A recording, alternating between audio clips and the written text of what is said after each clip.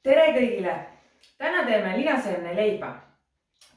Olen pannud ka video alla juba koostisosad ja ma loodan, et olete valmis varem need juba endale soetanud või siis saate seda teha. Ma loen korraga ette, mis meil siin on. 130 grammi pruuni linaseemne jahu, 20 grammi maheltoordatra gliide kiudainet, 30 grammi chiaseemne jahu, 5 grammi küpsetuspulber, 4 grammi soola, 2 grammi golden steviat, 1 gramm köömneid, 30 grammi neljaseemne miksi ja 20 grammi sülmjuski powderit. On vaja 2 klaasi vett, 300 milli, võite ka keefiriga teha või 4 muna. Ja 4 muna. Nii, miks me siis teeme seda leiba? See leib on gluteenivaba, hästi palju kiudainet sisaldab, ta on hästi vähe süsivesikuid. 100 grammis on seal 3 grammi ja 1 gramm, 1 vii leiba sisaldab 1 gramm süsivesikuid. See sobib nii diabeetikutele kui ketotoitujatele kui tervislikele toitujatele. Ja meie oleme toonud teieni täna ka goldenstevia.ee/pood needsamad seemned ja kiudained, et te saaksite lihtsalt ühest kohast neid osta. Miks me seda tegema hakkasime, oligi see, et algselt ma otsisin igalt poolt neid seemneid ja jahusi kokku, isegi poes, kui nad olid olemas, ma ei leidnud neid üles ja kui ma lõpuks leidsin üles, ma ostsin vähemalt 10 pakki korraga, sest ma ei teadnud kunagi, millal ma jälle järgmisena neid näen.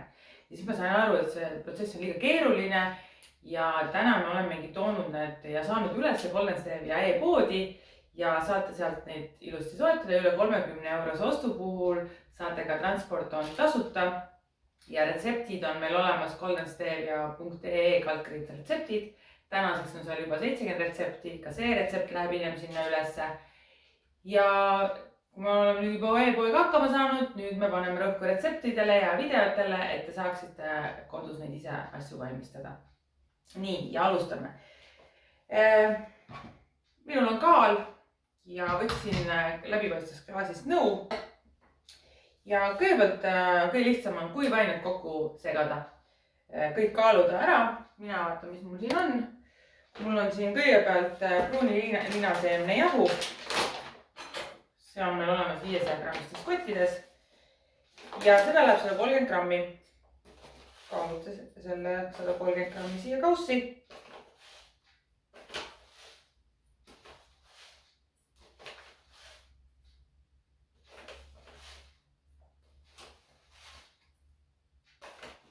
Nii. Mul on siin mahetoodetud gliidjärgmise ja seda on nii suures kui väikses kotis. Meil on eraldi sektsioon kiudainet ja see konkreetne mahetoodatra gliide kiudaine ei ima vett sisse. See on siuke tolusiilitaoline kehapuhasti ja see viib jääkaineid välja. Nii, panen 20 grammi siia, kaalun kokku. Siis on siiaseemne, võib osta nii siiaseemneid kui siiaseemne ja ise jahvatada või osta kohe valmis siiaseemne jahu. Ja seda läheb meil 30 grammi. See on väga hea vedeliku imamisega ja seob ka aineid. Nii. Ja edasi mul on siin küpsetuspulber. Ka küpsetuspulber ja želatiin on meil ehk kollageen. Želatiin on tegelikult 100% kollageen. Ja panen siit küpsetuspulbrit 5 grammi. Želatiini ma täna ei kasuta. Lihtsalt see on mul siin laua peal. Umbes 5 grammi. Nii. Siis soola. Minul on meresoola. Ja siin on 4 grammi, aga võib ka panna 3. Siis on golden steviat. Golden steviat ja minul on just siin suhkrudoosis. Ja läheb nii 2 grammi. Siis, kes ei taha köömneid, ei pea panema köömneid. Mina olen neid pannud, et saada nagu sükast kangemat leiba.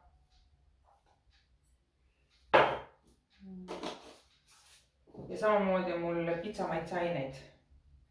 Siin mul ei ole kirjas seda, aga oreganot panen ka sisse. Nii, ja 4 seemne miks. Seda 4 seemne miksi ma kasutan nii taigna sees kui ka pärast pealepanemiseks. Ja seda läheb 30 grammi. Nii.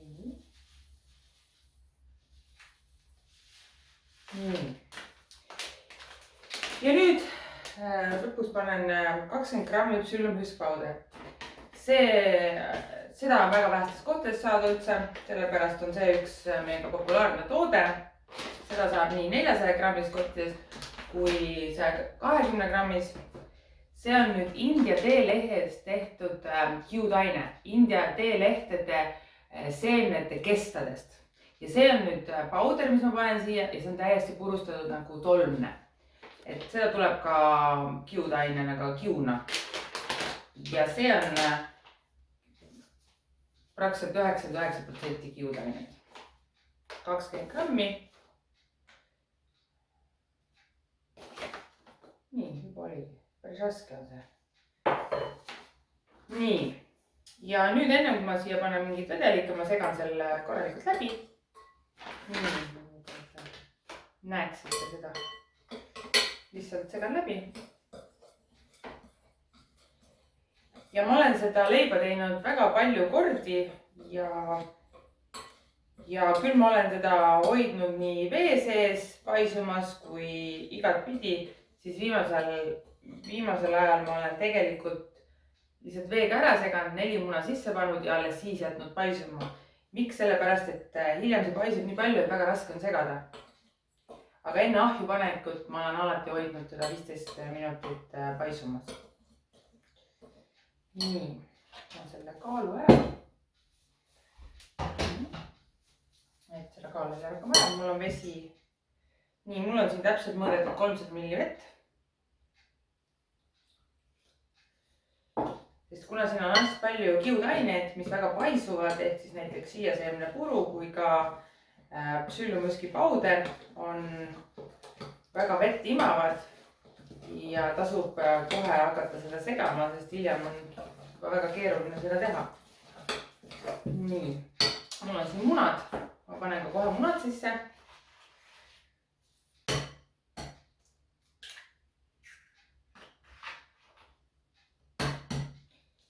Ja kui tainad üldse valmis segatud, siis alati tasub ikkagi korra seda maitsta. Ärge tehke asju nii, et ei maitse, et korralik kokk ikka maitseb oma asju. Ja sa tunned alati oma maitse järgi ära, kas ta on maitsev või ei ole maitsev. Ja kui ta ei ole maitsev, siis sa pead ikka sinna midagi lisama. Kas on nüüd soola või steeviat või köömneid või oreganot, aga midagi sa pead sinna lisama. Et ta peab olema maitsev juba tainana. Ja ongi juba tainad hästi imanud, ma võtan selle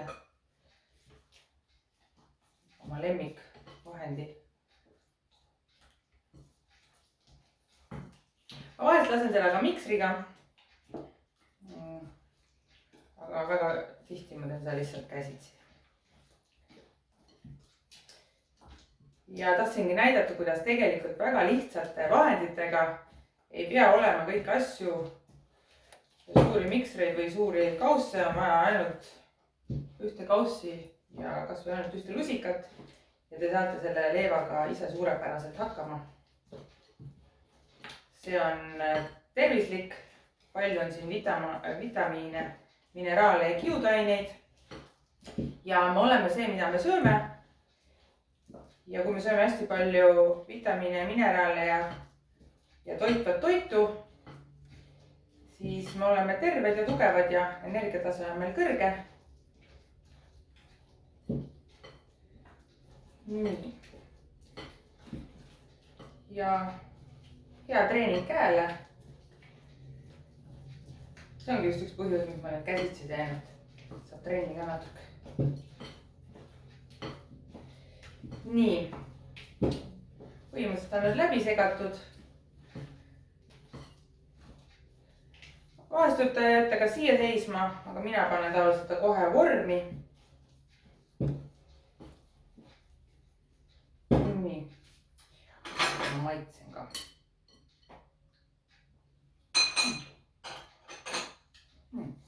paneks siia natuke soola veel.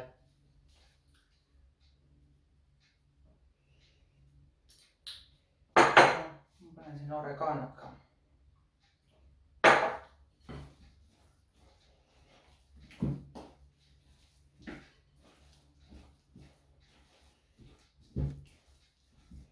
Nii, siis mul on siin vorm, leivavorm, kandiline ja panen selle sutsu õli põhja.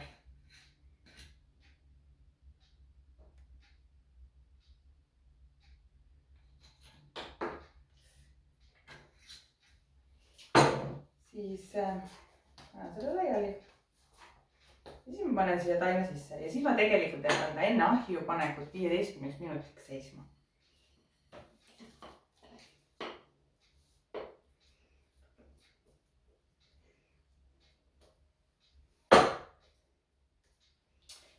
Miks see nii väga meeldib, on see, et ei raska üldse tainast ja võtab kõik kausi küljest ilusti lahti.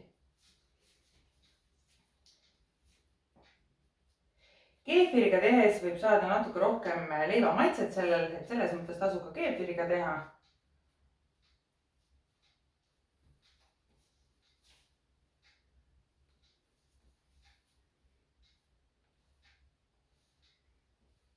Nii. Ja mina siis panen siia peale sellised seljaseemne miksi.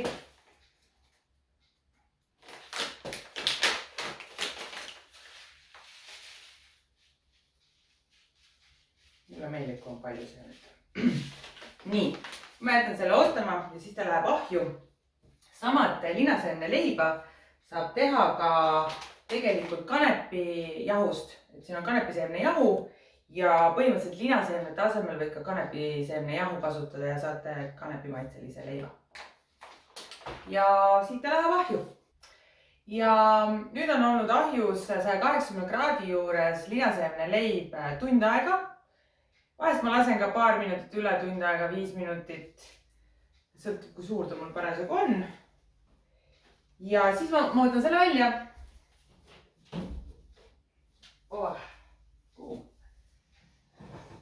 Nii.